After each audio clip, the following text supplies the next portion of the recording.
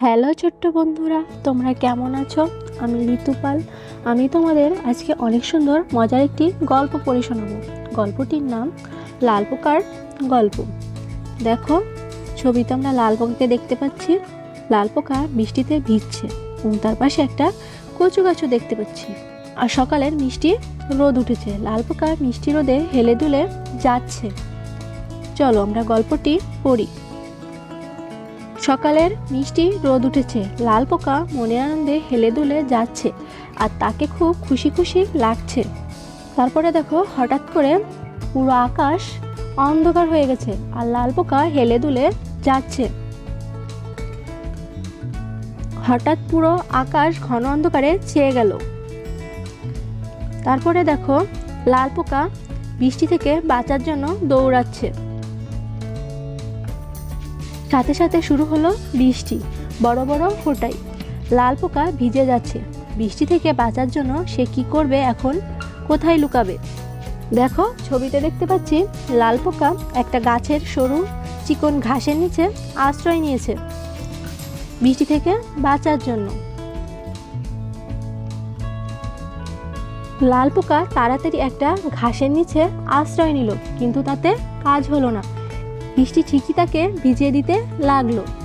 তারপরে দেখো, দেখতে পাচ্ছি লাল পোকা বৃষ্টি থেকে বাঁচার জন্য আবারও একটা কাঁটাওয়ালা ডালের নিচে আশ্রয় নিয়েছে।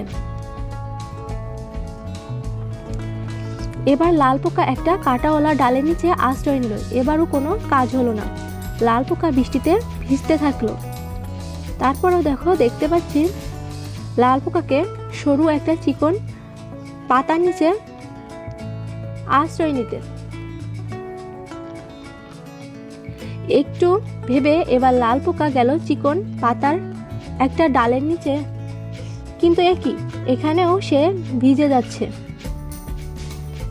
তারপরে দেখো, দেখতে পাচ্ছি লাল পোকা একটা কচু পাতার নিচে আশ্রয় নিয়েছে।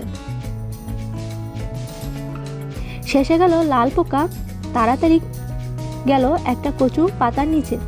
যাক বাবা, এ পাতাটা বেশ বড়, এখানে আর বৃষ্টি পড়বে না। তারপরে দেখো, লাল পোকা এ পাতা সে পাতার নিচে দৌড়াদৌড়ি করতে করতে ক্লান্ত হয়ে গেছে। শেষে সে কচু পাতার নিচে দেখো ঘুমাচ্ছে। দৌড়ে ক্লান্ত লাল পোকার চোখে রাজ্যের ঘুম নেমে এলো। তারপরে দেখো, লাল পোকা ঘুমিয়ে ঘুমিয়ে স্বপ্ন দেখছে, বন্ধুদের সাথে মজা করে খেলছে। চলো আমরা গল্পের বাকি অংশটুকু পড়ি। ঘুমিয়ে সে স্বপ্ন দেখলো বন্ধুদের সাথে মজা করে খেলছে। আহ, কি আনন্দ! তারপরে দেখো, লাল পোকা দেখতে পাচ্ছি লাল পোকা হেলে দুলে আবারও যাচ্ছে, কিন্তু এখনকার পরিবেশ অনেক রোদ উঠেছে। বৃষ্টি শেষে ঝকঝকে রোদ উঠেছে। লাল পোকা মনের আনন্দে।